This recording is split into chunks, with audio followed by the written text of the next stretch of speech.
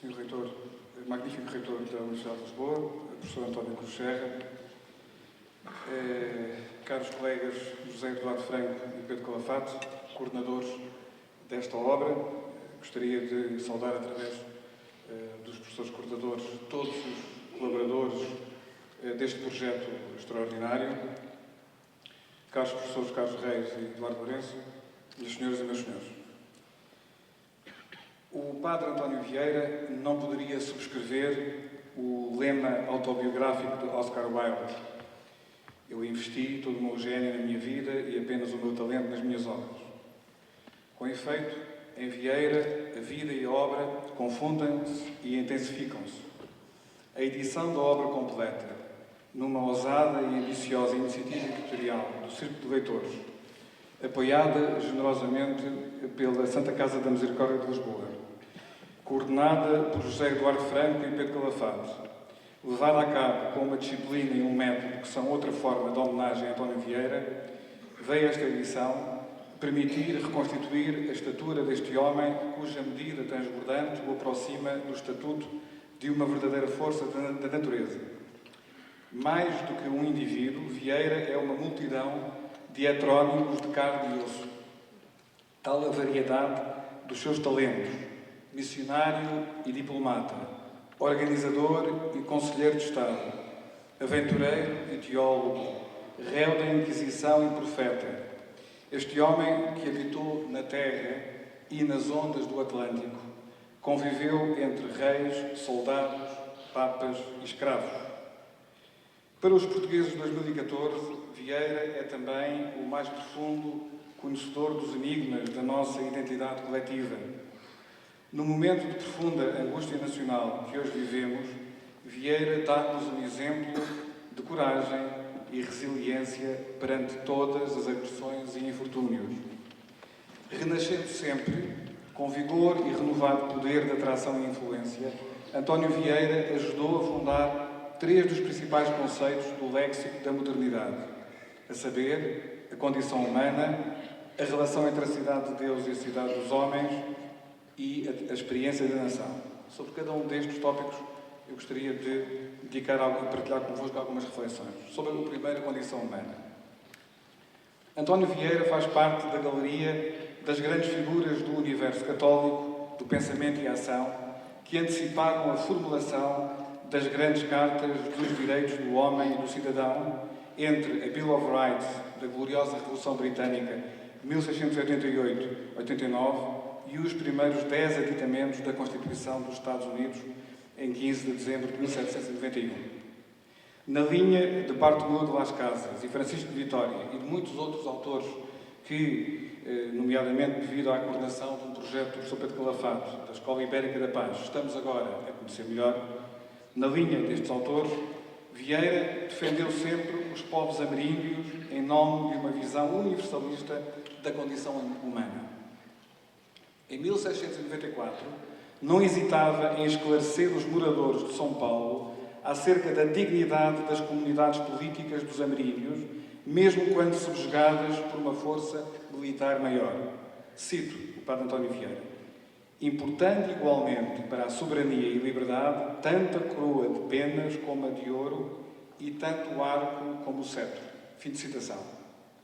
A questão dos direitos dos povos indígenas, a recusa da utilização de argumentos teológicos para justificar a usurpação da propriedade e dos direitos políticos das comunidades subjugadas pela desmesura dos colonizadores, todos esses argumentos serão objeto da contestação de Vieira. O universalismo católico significava que o cuidado pela alma deveria passar também pela preservação da integridade do corpo. Vieira é também um bálsamo para Portugal na questão judaica. Importa não esquecer nunca que, embora os portugueses não tenham de carregar a cruz germânica de Wannsee, o anátema da solução final da questão judaica, o extermínio industrial de um povo inteiro decidido numa reunião de burocratas num sereno lago perto de Berlim, no Dialbar de 1942, a verdade é que seria uma hipocrisia separar completamente os fios de complexa e oblíqua causalidade que podem ser encontrados entre a expulsão dos judeus da Península Ibérica a partir dos finais do século XV e a torrente de eventos que conduziram ao apogeu dantesco e trágico do Holocausto. Vieira tratou a questão judaica, mais uma vez, a partir de uma perspectiva universalista da condição humana e, como diplomata, procurando captar o apoio da comunidade sefardita dos Países Baixos em favor da causa da restauração e do correspondente esforço de guerra. A vertente portuguesa da questão judaica sente-se ainda hoje quando se visita a Sinagoga de Amsterdão, que os holandeses designam simplesmente como a Sinagoga dos Portugueses, construída ainda em vida de Vieira e também de Spinoza, nas suas paredes, onde sobressaem as inscrições em português do século XVII, deixadas pelos nossos compatriotas hebreus.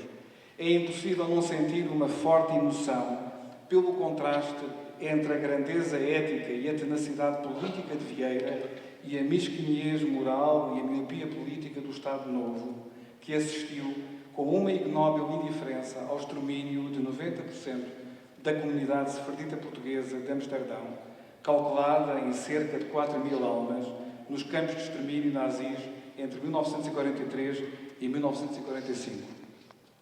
Segunda nota sobre a cidade de Deus e a cidade dos homens.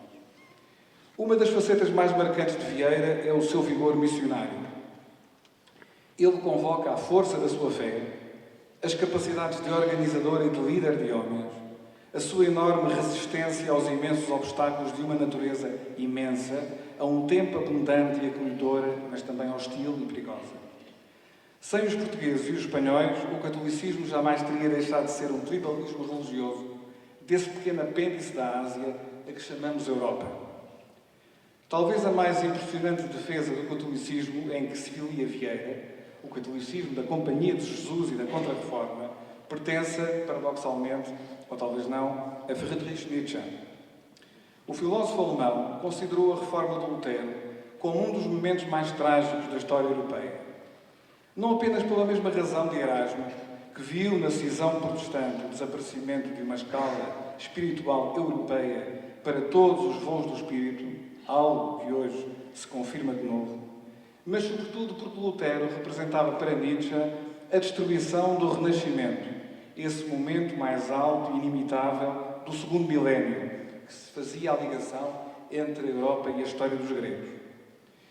Lutero foi um recuo cultural, um regresso às sombras mais obscuras da Idade Média e levaram Nietzsche, filho de um pastor luterano, a considerar a Contra-Reforma como um cristianismo de legítima defesa, Christentum der Notwehr. Curiosamente, no que concerne às relações entre política e religião, entre Estado e sociedade, o luteranismo revelar-se-ia extraordinariamente antimoderno. Carl Schmitt acusará Lutero de uma espécie de territorialismo por oposição ao catolicismo e ao calvinismo que se casaram com potências marítimas expansivas e universalistas. Na verdade, a tomada de partido de Lutero pelos senhores feudais nas famosas guerras camponesas de 1525, na Alemanha, projetou-se na sua teoria teológica dos dois reinos, o Zweireichen, uma abrupta divisão entre a Igreja e a comunidade política, entre a cidade de Deus e a cidade dos homens. Nada poderia ser mais distante da posição de Vieira, para quem o reino de Deus se projeta em todos os atos da vida do cristão. Com efeito, o reino de Deus para Vieira não é deste mundo, mas pode e deve ser neste mundo. Se não há abrupta separação entre os dois reinos, ainda menos poderá existir confusão entre a prioridade dos dois valores matriciais sobre os quais se deverá erguer a bem ordenada cidade dos homens. Cito Vieira de novo. Abraçaram-se a justiça e a paz, e foi a justiça a primeira que concorreu para este abraço, porque não é a justiça que depende da paz, como alguns tomam por escusa, senão a paz da justiça. Fim de citação. Última nota sobre a nação e, em particular, sobre a refundação de Portugal. Se há um gesto singular que explica a persistência de Portugal como país independente, esse terá sido, sem dúvida, a decisão de Nuno Álvares Pereira de enfrentar as forças castelhanas em Alves Barrota. No Conselho de Guerra que precedeu a batalha, o próprio Dom João I, sensível à desproporção de 1 para 5 a favor de Castela, aconselhou uma manobra indireta, um ataque a Sevilha. Foi a determinação do jovem condestável que ameaçou enfrentar o inimigo apenas com os 2.000 combatentes, sob o seu comando direto, que conduziu à decisão pelas armas que salvou o país. Sem Aljubarrota não teria sido possível a criação da dinâmica binária que explicou a existência de Portugal durante os seus 3 impérios, asiático, americano e africano, entre 1415 e 1974. A permanente sinergia entre o Império Ultramarino para proteger o rincão europeu e uma política europeia para garantir a margem de manobra imperial. A atual crise existencial que ameaça Portugal, numa Europa contaminada pelos seus ressuscitados fantasmas hegemónicos, revela que a Terceira República se esqueceu das lições estratégicas iniciadas pelo Condestável e aprofundadas no pensamento e na ação de António Vieira. Ao tomar o partido de Dom João IV, passando num ápice de desconhecido a conselheiro e diplomata real para situações de urgência, Vieira foi um dos arquitetos da improvável restauração de Portugal. Com apenas 1,5 milhão de habitantes, o país teve não só de enfrentar uma longa guerra com a maior potência da época, a Espanha dos Habsburgos, mas também de travar uma guerra mundial com os rivais holandeses, da derrota sofrida no Ceilão às forçadas vitórias em Goa, Angola e Brasil. Portugal viu as suas armas serem acrescentadas pelo talento estratégico de Vieira, quis trazer os sefarditas portugueses, bem como os seus capitais, do coração dos Países Baixos, para o apoio à pátria intolerante que os havia expulsado. Lutou com denodo pela integração dos índios num Brasil nascente e administrativamente unificado, que também lhes pertencia por direito natural. Percebeu, muito antes de Clausewitz, que também as armas fazem política e que esta, a política, também desembainha a espada na boa diplomacia. Mas o segredo de Vieira revela-se nestas imortais palavras saudosamente escritas em Roma. Cito: para nascer pouca terra, para morrer toda a terra, para nascer Portugal, para morrer o mundo. A essência nacional reside nesta capacidade de sair de si próprio, de se transcender num império que, na visão de Vieira, deveria ser baseado num cristianismo universalista, casa de voluntária adesão para todos os povos. Para um país, hoje, ajoelhado perante um novo impulso suicidário europeu, a lição de Vieira é a de que Portugal não sobreviverá se a sobrevivência constituir o seu exclusivo desígnio. É útil recordar o verdadeiro enquadramento estratégico com que Vieira apresentou a Dom João IV a sua proposta de julho de 1643. Portugal não podia confiar o seu futuro a forças externas contingentes, representadas na altura pelo desvio do esforço de guerra da Espanha, obrigada pela França e seus aliados a deixar Portugal temporariamente aliviado da sua pressão militar. Portugal tinha de confiar nas suas forças endógenas, que eram avaliadas assim por Vieira. Cito: o poder próprio em que se funda a conservação de Portugal, ou são as forças interiores do reino ou as exteriores das conquistas. Fim de citação. Tal como em 1643, hoje também podemos dizer que a conservação da República é mais duvidosa do que segura. Desprovidos agora pela combinação das circunstâncias com a vontade própria das conquistas, Portugal deve apostar nas suas forças interiores sem desistir de efetuar conquistas de um novo tipo. O novo império a que o Portugal de hoje deveria ambicionar seria de uma Europa de cidadãos iguais nas leis, mas diversos na pluralidade cultural que constitui o tesouro do velho continente. O federalismo, em todos os seus modos, constitucional, político, económico, fiscal e financeiro, seria, provavelmente, o profetismo de Vieira para os europeus do século XXI. Se este falhar, não será a miséria resignada que os fanáticos da austeridade prometem para 2 gerações a prevalecer, mas sim a legítima defesa. Esperemos que tal nunca venha a ser necessário, mas entre definhar ou lutar não existe verdadeira escolha. Mesmo se tivermos de embarcar na arriscada aventura da jangada de pedra de José Saramago, teremos sempre connosco, como bússola e inspiração, a palavra mobilizadora do imperador da língua portuguesa, que esta obra completa permite, finalmente, reconstituir na sua integral grandeza. Muito obrigado.